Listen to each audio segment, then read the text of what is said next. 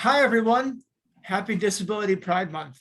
My name is Nico Meyering. I use he, him pronouns. I'm a white man with blonde hair all swooped off to one side. I've got large dark glasses, a gray t-shirt. I'm seated in front of a purple background. And I'm joined today by my friend Arwyn. So Arwyn, go ahead and introduce yourself. Hi guys, I'm Arwyn. I am neurodivergent and autistic. I am behind a pansexual pride flag, wearing a green tank top, black, I think glasses, black or green glasses, and I have my hair pulled to the side. You will also possibly see tattoos covering my arms because I'm covered in tattoos. Valid, valid. We love self-expression. Yep. Arwyn, what does disability pride mean to you? Disability pride, I think, is recognizing the differences in each other and in ourselves. Mm-hmm. It's recognizing that no two people are exactly the same. We're all different, right? Same can be said with somebody with a disability. No two people, even if they have the same disability type, are not alike. And so it's really taking ownership, and it's saying, you know what, I know that I'm different, but I love myself even though I may be different. I have superpowers. And I think it's more just owning it. And it's just why hide? No, there's no reason to hide yourself. Valid. That was a huge sea change, especially for me growing up in an environment where the message I got was, you have to hide that part of yourself. And my disability is invisible. So I was successful at hiding. And then it seemed like almost overnight, I came into this world of disability advocacy or rare disability activism, where I no longer had to hide. So that was a really wonderful change, but a definite adjustment as well. So I appreciate these things that you're saying. I definitely love that. I'm the same, Nico. I had to hide my disability. It was very evident. I had a learning disability from the time probably 6 years old. Mm-hmm. The way I learned things, I couldn't read things correctly. I would read something out loud and then I would mix it up in my head. But they told me I didn't have dyslexia. Through the process and the rocking and the hand, like you'll see me constantly doing this, it has actually been found that I have high functioning autism. And it's surprising because my mother actually worked in this field for like 30 years. Really? And she didn't want it known that I had a disability because mine were invisible. Okay. And I've worked in the field for over 10 years, in diversity roles for 18. And why hide who you are? That's like having to hide. That's like having to hide your sexuality. Why? Be proud. So I'm the same way. I did advocacy. I got involved with APSE. I don't know if you've ever heard of APSE, but it's the Associated People for Supported Employment. That's actually who I got my national certification through. I love everything about just inclusion and diversity and bringing new talent to the workforce. That is really fantastic. And I love what you've done on LinkedIn. You're very active there also. Yeah. What is one thing you want non-disabled people, let's say, to know about disability life? I guess, don't judge the book by its cover. Okay. It's sad to think about. In the 40s, 50s, 60s, people with disabilities a lot of times were being born and they were being put in institutions, right? Mm-hmm. And now all the days of institutionalization, they're gone, but that stigma is still there. Just because somebody has a disability doesn't mean that they're quote unquote stupid or not smart or unintelligent. Some of the world's greatest geniuses have had disabilities, Albert Einstein being one of them. I wish that people looked at people that live with disabilities as people. That's all we are. We're the same as you and the next door neighbor and whoever else. We're people. I wish people would bring humanity back into it. I miss when social services had more humanity. And I just wish that as a world, we had more of an understanding and we're less ignorant. And so I encourage anybody that does not have a disability to research about it and really educate yourself and involve yourself. I should point out too that it wasn't that long ago that institutions were still in effect. You know, the last one closed in the 80s, and I'm only 34, but I'm still 2 years older than the Americans with Disabilities Act. Yep. So this history is not ancient. And it's also like not taught in schools, right? I recently gave a presentation on disability experience to high schoolers here, and they had no idea about the 504 sit-ins. And people who did the 504 sit-ins are still alive and still advocating today. They had no idea about ugly laws or the concept of medical futility or anything like that, you know, especially here in Philadelphia, where we had one of the first low cost or no cost health clinics that predominantly helped people who were disabled. So That is amazing. yeah. I mean, like, that's mind blowing to Mhm. me. Oh my God. It to me, like, I don't understand. I guess I don't understand why there's so much ignorance on disabilities in general, right? I know you talked about the institutions. I actually went down. I don't know if you're familiar with Washington. That's where I'm originally from. And there is an institution there called Rainier. Hands down, worst institution like I've ever seen is in Buckley, Washington. I went there in 2014 when I was in college, and I'm 34 too, so I feel old too. It's like we're 2 years older than the ADA laws, you know? Yeah. But when I went down there in 2014, they weren't operating the way they used to, but they were now housing folks with disabilities. And seeing the padded rooms and seeing the disgusting way that they treated people, and the stuff is still out, makes me think, as a person, especially a person with a disability, that they're still mistreating these patients, and they're treating them as patients. They're not treating them as people. Walking through and doing the tour, they had all the beds lined up. They had everything shoved together. They talked about when people would have outbursts thinking that they were going crazy, but it really wasn't that. They were having complications, or they were trying to communicate and people weren't listening, and instead they tie them up and beat them. Yeah. You know, one of the guards that was there in the 70s was still there, and he talks about it. And it's like, how can you as a person talk about doing that to a human being? It blows my mind. It blows my mind completely. And I wish that we could change history and that these institutions never happened. Because if we had been born back then, you and I very well likely could have ended up there because we were different. Yes, I nearly did.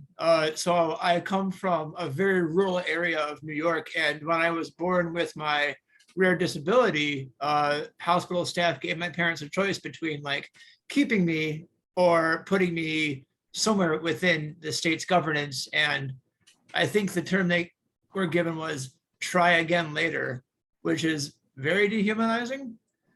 So like, obviously they said, no, thanks, we'll take the kid. But yeah, that could have been me. You're right. It's just so awful to just think about what people have had to go through. I know in Washington, during certain times of the year, we would march down to the Capitol. And it was always about disability advocacy and trying to make changes in the local government. And even in that local government, trying to get people to listen, it was horrible. It's like you're tuned out, like your voice doesn't matter. And I wish we could live in a better society with people that were more understanding. Yes, me too. So what are some lessons that being disabled has taught you? First is patience. I was not a very patient person as a child. I didn't like myself because I was different. I remember intentionally like writing just random answers on a math quiz because I was so embarrassed that I was going to fail. And then the teacher humiliated me. I was in like 4th grade. Like I still hold on to that. And I didn't have that patience until I got into high school, and I really had to take a look at what was going on in my life. And then it was like, okay, I have to have patience with myself. Going through everything I've gone through, a few months ago, I had been let go from an employer due to my disability. And the common question that I was always hearing is, what's your disconnect? Well, Mhm. that is one of the most humiliating things and most disrespectful things that you can ask somebody with a disability, especially somebody with a disability who's been very open and honest with that employer. That's valid. Fast forward till now, I'm not afraid to speak up about it, and I've been using this platform to really share who I am, because I feel like at the end of the day, we have to be good leaders and good examples for the next generation. There are going to be people that are going to be born every single day that are going to have superpowers and different abilities and come from different walks of life. But we have to be the best versions of ourselves so that that next generation can stop the ignorance, because we don't want them learning like how we've had to learn or how we've had to be treated. We don't want that for our next generation. I don't want that for my son. My son, I know, is neurodivergent. He has all the signs. He just hasn't gotten his official diagnosis. And I don't want that for him. I don't want him ever growing up in a world where he's bullied. And I'm so afraid for him. Understandable, entirely understandable. What is something that you've had to unlearn, to use a phrase, as a result of being disabled and as a result of your disabled journey? I think the one thing I've had to unlearn is taking things out on myself. Okay. One thing I used to do as a kid was hit myself in my head, just like, not even thinking about it, putting myself down, calling myself stupid, calling myself incapable. You just using words that I knew that wasn't me, but that was internalizing it because I was so frustrated with myself. And I think a lot of that has came, especially over the last 15 years. Since really I got out of high school, or when I was in high school and then getting out of it, I saw the world in a different light. And I feel like if we as people can just unlearn those self-sabotaging behaviors of putting ourselves down and, calling ourselves, idiots or stupid, like those were words I used every day. I just would tell myself, Arwyn, you're an idiot. And well, I know I'm not an idiot. I know I'm very highly intelligent, and I know I have a lot of different knowledge. But I think that sometimes I get in my own head and I'm like, why can't I understand this? This is so simple. And then it comes back to now where I have to think, I'm like, okay, hold on, disability thinking right now. And now I need to be nice to myself because I need to give myself time to process the information. And, honestly, it's asking for help too. I started asking for help in the last year, and my life has done nothing but gotten better. My life beforehand was very, very sad and very, very depressing. I was very lonely, even working in the field. And the last year has just had tremendous growth. And it's just unlearning those negative habits. That's fantastic for you. As I've been doing these interviews, one of the common themes that I run into is this concept of learning differently isn't bad, and learning differently isn't an indicator of intelligence or aptitude or whatever. I really resonate with this. I also thought there was always a correct way to do things, and deviating from that meant you were stupid, or following those steps but not getting the same result meant you were stupid. When at the end of the day, like, if you get the same result as everyone else and you've done your best, then that isn't a sign of stupidity. That's actually a sign of resourcefulness, innovation, creativity, and other traits that we now consider positive. Yeah, exactly. When you look at things and you're like, hey, how did I achieve that? Or I didn't get it all the way done, but I got this much into it. That's an achievement, because you did more than what you thought you possibly could do. Every time that you beat your own ideas and thoughts and you're like, I can't do that, and you do it, you're proving to yourself that your disability doesn't define you. And that's where I think the other thing needs to come is people need to stop looking at people with disabilities and saying, oh, well, this person shares that they have a disability, so they want people to feel bad for them, or they want pity on them, or they want people to treat them differently. And as a community, we're saying, no, that's not what we want. We want to be treated just as equal, if not the same as you. We want to have equal rights throughout everything. And we'll say that is disability doesn't discriminate. It doesn't matter if you are white, if you're Black, if you're Hispanic, if you're Asian American, if you're from the Middle East, if you're from Poland, if you're from Lithuania or Russia, like it does not matter where you are from. It does not discriminate. And unfortunately, we're seeing a lot more of people with like autism, like high functioning autism, are coming out more and more. And then it's making people wonder, like, what is it that's going on that is then connecting, I guess, like causing these, what they call like gene defects is what they call autism, is a gene defect or something. I don't know. That's not what I call it. But it makes you wonder, like, is there something that's being given to us in our food? Is there something that's being given to us in the last 50 years that has made different chemical changes in our bodies? What is going on? And why is there so much incompetence around the understanding that people can do anything that they want to do, and that their disability doesn't define them? Thank you. I think this has been pretty illuminating, and I appreciate your time. Is there anything else, any last words that you have, Arwyn? And where can people find you online if they want to connect more? So the easiest place to find me is LinkedIn. Okay. LinkedIn.com/neurodivergent recruiter. You can also find me on TikTok at Arwyn Phoenix. And all I would say is just give people a chance to look past the disability, look past what you see on the outside, and just really see what that person has on the inside. Valid, valid. Disability might not identify us, but it does inform us. Absolutely. Absolutely. Arwyn, thank you for your time.